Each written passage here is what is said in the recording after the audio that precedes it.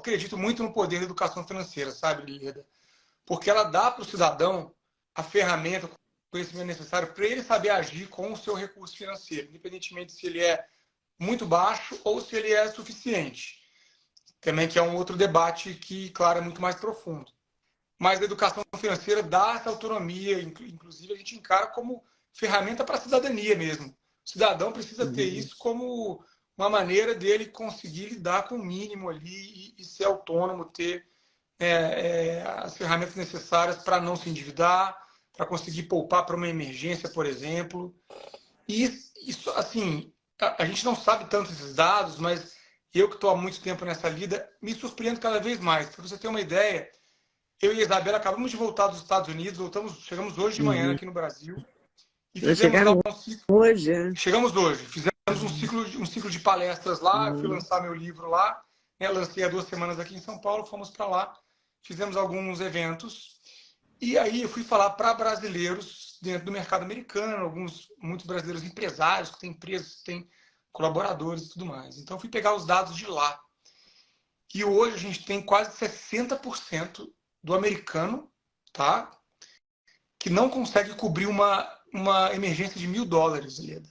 A pessoa tem um problema financeiro, precisa de $1.000 guardado para cobrir, 60% não tem. Entre os millennials, 85%. Entre a geração Z, 94% não tem $1.000 reservado para cobrir uma despesa. Caramba. Então, é complicado, né? A situação é mais complexa do que a gente pensa. Muito mais. Eu pensei que lá a coisa tivesse num outro patamar, digamos assim. Assim, o que eu trago no livro, inclusive, parte muito dessa lógica que a educação financeira ela tem ela é ampla e complexa, mas ela, para o cidadão, ela é um processo que pode ser muito simples, na verdade. A gente tem uma parte mais técnica, que está na ponta ali, uma coisa mais técnica sobre, como você bem disse, economia, saber sobre taxa de juros, saber sobre como calcular um parcelamento. Mas tem uma parte muito interna da pessoa, que eu trago no livro, de autoconhecimento mesmo, sabe, Leda? Como é que a gente lida com o nosso recurso da maneira mais responsável para a gente, não é para o outro, né? É aquela história, né? Todo mundo já fez besteira com dinheiro, de alguma maneira, né? Você já comprou alguma coisa que se arrependeu? Uma bolsa? Claro, sempre acontece isso, né? Você sempre viveu uma experiência dessa. Até porque a gente age muito por impulso, né? Por temperamento, sei lá, porque somos latinos, não sei bem. Mas não consigo ter um dado concreto, uma pesquisa para te dizer. Mas a gente age muito por impulso, Muito né? por impulso. Esse é o trabalho que eu também trago bastante. Eu tenho mais de 100 referências bibliográficas aqui. Eu trago bastante o trabalho da economia comportamental, que já é uma ciência consolidada há alguns 20 e poucos anos, já está bem aí, muitas pesquisas. Em 2002, a gente teve um Nobel de Economia Comportamental, que foi um psicólogo americano que ganhou, o Daniel Kahneman, em 2002. Depois, em 2013, a gente teve o Taylor também, ganhou um Nobel em Economia, estudando Economia Comportamental. E o que a gente vê basicamente nessa ciência da economia comportamental? Nossas decisões são emocionais. Nossas decisões econômicas são muito emocionais. Inclusive, tem um outro psicólogo que eu gosto muito, que é o Wilfred Bion. Ele fala que a razão, que a gente fala que a gente é racional, o ser humano é racional. A razão, ela é escrava da emoção. E ela só existe para racionalizar a experiência emocional. Vou repetir. A razão, ela é escrava da emoção e ela só existe para racionalizar a experiência emocional. Ou seja, nós somos seres emocionais e a gente acredita que toma decisões racionais, mas a gente fica o tempo inteiro tomando decisões equivocadas, né, por Emocionante. falta de autoconhecimento. Agora, você fala muito no livro na relação liberdade com o dinheiro. Como é que isso se dá quando não há muito dinheiro? Porque quando há muito dinheiro, tudo é possível, né? Perfeito, essa é uma excelente pergunta, né? E é claro, e aí todos os estudos também mostram isso, né? Tem um muito conhecido que foi feito nos Estados Unidos, também pelo Daniel Kahneman e outros pesquisadores, que mostram quanto de dinheiro a gente é necessário para a gente ser feliz. Vou explicar. O que eles fizeram?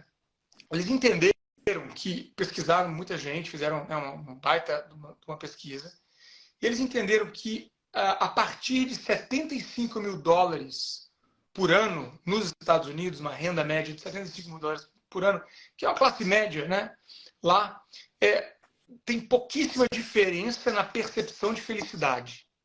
Ou seja, até esse valor, $75.000, uma família, se ela melhorar, ela sai de 30 mil, é pobre, $30.000 lá é pobre, vai para 60 mil, dobrou, tem uma percepção muito grande de felicidade. Ou seja, você fica mais feliz, você tem um bem-estar melhor, você consegue acessar coisas mais, né, que você não acessava antes, que são essenciais para o seu desenvolvimento. Uma escola, uma alimentação adequada, uma casa confortável, esse tipo de coisa. Só que depois que bate $75.000 por ano, não há diferença, praticamente você não consegue medir. Ou seja, uma pessoa que ganha 100 mil por ano, outra ganha 200 mil, não tem diferença em percepção de felicidade. Por que eu estou trazendo esse estudo? Porque tudo que a gente traz em educação financeira mostra isso. No livro eu trago muito isso. A partir do básico, a gente consegue lidar muito com a pessoa. Quando a pessoa não consegue ter o básico, o mínimo para a sobrevivência, realmente é uma questão muito complicada. A gente precisa apoiar isso, a pessoa tem que... Né, é uma questão de política pública, é uma questão de investimento para que as pessoas tenham o mínimo para viver. Né? Tem a alimentação, a educação, a saúde, que a gente já sabe, já estamos cansados de saber. Né? Mas, então, é a partir dessa linha que eu trabalho hoje. Né? Já trabalhei muito com política pública, com projetos de educação financeira nas escolas públicas, com adultos de baixa renda. Foi a minha escola, na verdade, que eu fiquei 6 anos nesse projeto, junto com o Banco Central, CVM, Ministério da Educação, B3, setor privado aqui no Brasil também entrou forte nesse projeto. A gente fez várias metodologias para ajudar a pessoa de baixa renda a lidar com o dinheiro, a renda dela. Esse livro eu trago a inteligência emocional, né, a partir da lida com o dinheiro. Então eu vejo muito, eu tenho várias histórias aqui dentro desse livro, eu trago bastante casos para ilustrar a teoria também, de pessoas de renda média, baixa, até, não muito baixa, não é um salário mínimo, mas um pouco acima disso, até renda altíssima. Tenho histórias aqui de pessoas de renda altíssima que não conseguem ter uma vida financeira equilibrada, que sempre estão com problemas, que estão se enrolando, e foi isso que eu me dediquei a estudar nos últimos anos. Por que uma pessoa que tem uma mesma renda da outra, uma consegue, junta dinheiro, investe, compra casa própria, viaja, paga a faculdade dos filhos, a outra se endivida, não consegue nada, né? Não consegue progredir. E por quê? O que você concluiu desse estudo? Por que essa diferença se dá? Sim. Se ambas ganham um dinheiro razoável. Porque quando você fala em $75.000 ano, porque nos Estados Unidos é sempre ano, né? Que a pessoa pensa na grana, né? Sim. No Brasil, não, a gente pensa no mês, né? Claro que... a pergunta, quanto você faz por ano, é uma pergunta tipicamente americana. Né? E é claro que não dá para a gente fazer a tradução, faz a conversão em reais, não dá. Porque a gente tem que comparar laranja com laranja, banana com banana, o dinheiro que, na verdade, lá é equivalente a uma vida digna, vamos dizer assim. Você tem uma casa, tem um carro... Mas aí, $75.000 ano daria 6 mil e poucos, 200 e pouco, né? Por mês. Mais ou menos esses 6 mil mais ou e menos poucos isso. dólares por mês, por uma família. É claro que se a pessoa morar numa cidade muito grande vai ser mais caro, uma claro. média aqui, a gente está falando de uma média. Mas assim, é comparado a uma classe média aqui no Brasil, que tem acesso à escola, tem uma casa, ou mora num lugar adequado, né, e consegue ter lazer, questões que são essenciais para o nosso desenvolvimento cognitivo. Não é nem luxo. Infelizmente, no Brasil, a gente fala isso como luxo, lazer. Mas são questões que uma criança, por exemplo, precisa ter para se desenvolver de forma saudável. Mas respondendo a sua pergunta sobre essas diferenças, é claro que são infinito aqui. Né?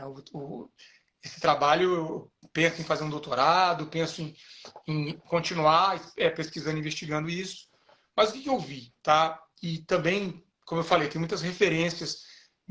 Inclusive, a referência principal do meu livro é a minha tese de mestrado, que está lá, inclusive, como está aqui citada. Mas dentro da minha tese tem, eu não me lembro mais de 200 referências que eu fui estudando e lendo. Então, tem muita coisa que estudou isso, muita gente que se dedicou a estudar isso. E eu li, né, e consegui acessar esses estudos. Mas o que a gente vê, sabe, Leda? Tem a questão da orientação intertemporal. Isso é uma coisa muito importante. E são as trocas intertemporais que o Eduardo Gianetti ele trata num livro que eu gosto muito, que chama O Valor do Amanhã. Que não é uma questão humana, é uma questão biológica de todos os seres vivos. Nós, os seres vivos, trabalham em trocas intertemporais. Uma planta faz troca intertemporal, que é basicamente você optar pelo depois em vez do hoje, que é algo antinatural. Comer um hambúrguer é muito... Ninguém duvida que comer um hambúrguer, uma pizza, é muito mais prazeroso do que comer uma salada. Porque a gordura, ela é realmente biologicamente importante para o nosso cérebro. Ela é forte.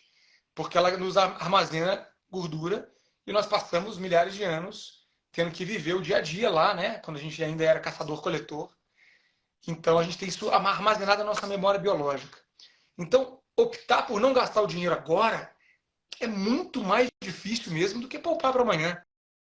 Oi, pessoal, tudo bem? Passei aqui para avisar que o meu sexteto de suplementos, os queridinhos da Leda, já tem um link especial. Então, você compra direto, numa tacada só, o sexteto. Ah, sim, você pode acrescentar colágeno, você pode acrescentar melatonina, tudo depende da sua escolha. Mas dormir bem é o melhor negócio, pode acreditar em mim.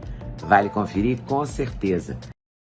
Gostou do corte que você acabou de ver? Vale a pena conferir com certeza, né? Então vai conferir muitos outros cortes no canal de cortes Leda Nagli. É claro que a entrevista completa você vai conferir no YouTube Leda Nagli, canal Leda Nagli do YouTube, você não pode perder de jeito nenhum. Valeu, tô te esperando, hein? Vem nessa!